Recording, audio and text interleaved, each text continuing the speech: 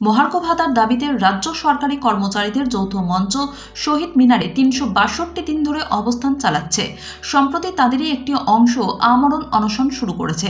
মঙ্গলবার সকালে সেই মঞ্চে পৌঁছে বড় হুঁশিয়ারি দিলেন বিরোধী দলনেতা শুভেন্দু অধিকারী। শুভেন্দু বলেন, প্রায় ৭২ ঘন্টা হতে চলল অনশন, এদের কারোর যদি কিছু হয় তাহলে বাংলায় আগুন জ্বলবে। শুভেন্দুর এই মন্তব্যকে গভীর চক্রান্তের ইঙ্গিত বলে মনে করছে রাজ্যের শাসক দল। শুভেন্দু অবস্থান মঞ্চে গিয়ে বলেন, যারা আমরণ অনশনের পথে হাঁটছেন তাদের মুখ্যমন্ত্রী চাকরি খাওয়ার ভয় দেখাচ্ছেন। যারা নিজেদের দাবি বুঝে নিতে প্রাণের পরোয়া করে না তাদের চাকরি খাওয়ার ভয় দেখানো যায় না।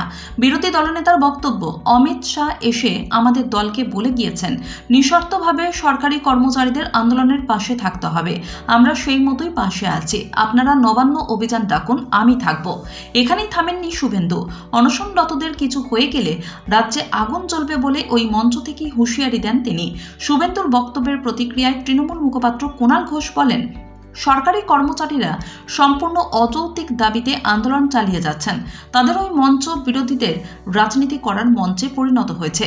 যেখানে গিয়ে শুভেন্দু যা বলছেন তা রাজ্যকে অশান্ত করার কোনো গভীর চক্রান্ত, ষড়যন্ত্রের ইঙ্গিত।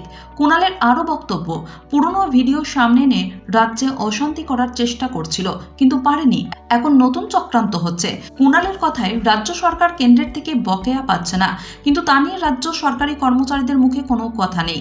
19 জানুয়ারি কলকাতায় মহা মিছিলের ডাক দিয়েছিল সংগ্রামী যৌথ মঞ্চ। মুখ্যমন্ত্রী দেখা করে সমস্যার সমাধান না করলে অনশনের হুঁশিয়ারিও দেওয়া হয় মঞ্চের তরফে। আর তারপরে 29 জানুয়ারি থেকে রাজ্য সরকারি অফিসে লাগাতার ধর্মঘটের ডাক দেওয়া হয়। তবে শুভেন্দু অনুরোধ করেন, মাধ্যমিক পরীক্ষায় যাতে কোনো ব্যাঘাত না ঘটে সেদিকটা যেন যৌথ মঞ্চ ভাবে।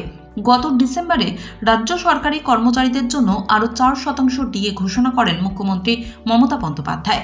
তবে তারপরও এই মুহূর্তে কেন্দ্র এবং রাজ্য সরকারি কর্মীদের মধ্যে ডিএর ফারাক 36%। আন্দোলনকারীদের বক্তব্য, তাদের কেন্দ্রীয় হারে ডিএ দিতে হবে।